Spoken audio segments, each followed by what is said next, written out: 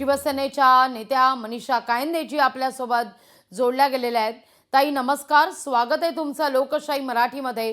खरं तर कुणाल कामराला अल्टिमेटम देण्यात आलेला होता रात्री 12 पर्यंत तो व्हिडिओ मागे घेण्यासंदर्भात, पोस्ट मागे घेण्यासंदर्भात, पण अद्यापही ती पोस्ट मागे घेण्यात आलेली नाहीये। उलट पक्षी एक फोटो या ठिकाणी कुणाल कामरानं पोस्ट केलेला आहे, ज्यामध्ये कुणाल कामरानं हातात संविधान घेतलेलं आहे आणि म्हटलेलं आहे द ओनली वे फॉरवर्ड। हा जो कोण कुणाल कामरा आहे, आता संविधानाचं पुस्तक दाखवतोय। काल शिवसैनिकांनी धडा त्याला शिकवण्याचा प्रयत्न केला, किंबहुना शिकवतीलच, परंतु हे काँग्रेसचे लोक जसे संविधान घेऊन फिरत होते, नंतर उबाटाचे लोक पण त्यांच्या नादी लागले आणि संविधान फिरवत बसत होते। संविधान तुम्हाला हा अधिकार देत नाही की कोणालाही तुम्ही शिवीगाळ करा आणि त्याच्यावर घाणेरड्या पद्धतीने अश्लील टीका करा, हे त्यांनी केलेलं आहे।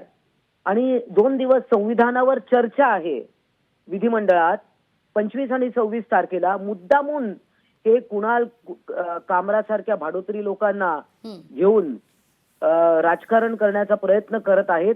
याच्या मागे कोण आहे ते समजण्यात की आम्ही कोणी दुधखोळे नाही आहोत, कारण 2 दिवस संविधानावर चर्चा होणार आहे विधिमंडळात आणि त्याच पार्श्वभूमीवर याला कोणतरी तयार केलंय, याला कोणी तयार केलंय हे आम्ही शोधून काढूच।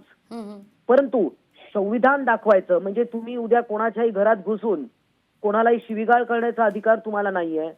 व्यंगात्मक टीका म्हणजे मराठी साहित्य न कळण्या इतके किंवा हिंदी साहित्य न कळण्या इतके कोणी इथे नाहीयेत, परंतु एखाद्यावर टीका करायची असेल तर त्याला काहीतरी मर्यादा असतात। अगदी उद्या या कुणाल कामराला आई बहीण नक्कीच असतील, कोणाच्या तरी पोटी यांनी जन्म घेतलाच असेल, यांच्या घरातल्या बायकांना कोणी शिवीगाळ केली तर आम्ही संविधानाचं पुस्तक घेऊन फिरायचं का? अगदी मनीषाताई, निश्चित मुद्दा लक्षात येतोय। या सगळ्याविषयी धन्यवाद आमच्याशी संवाद साधला त्याबद्दल।